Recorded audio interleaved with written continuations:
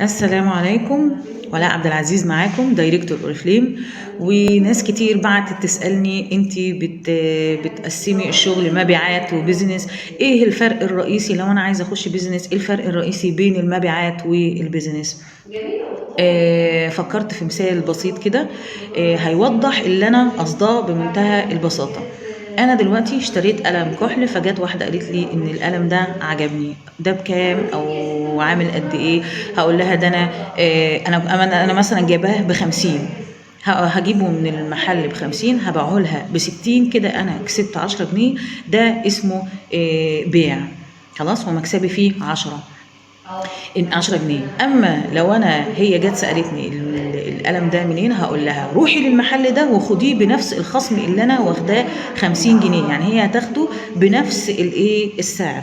خلاص، واحدة اتنين تلاتة، ده كده اسمه تسويق. وبيني وبين المحل بيبقى اتفاق بيني وبينه ان انا اي مبيعات هتتم من خلال الشهر ده باجي اتحاسب معاه اخر الشهر.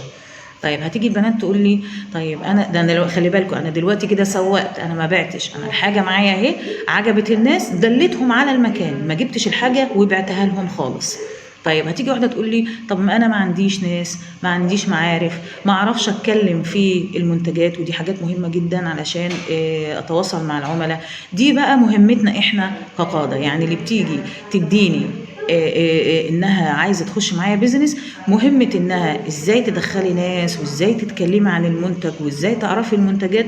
هو ده التدريب اللي بدربك معايا فيه، وبعد كده بوصلك لمستوى كويس جدا ان انت تقدري تتكلمي، تقدري تتواصلي، الناس هي اللي بتجيلك مش انت اللي بتروحي للناس. دي نقطه مهمه جدا لانها مؤرقه جدا، وكل الناس بتقول لي انا ما عنديش القدره ان انا اتكلم او اني اروح بنفسي لحد. لا، الناس هي اللي هتجيلك، ودي زي ما قلنا مهمتنا.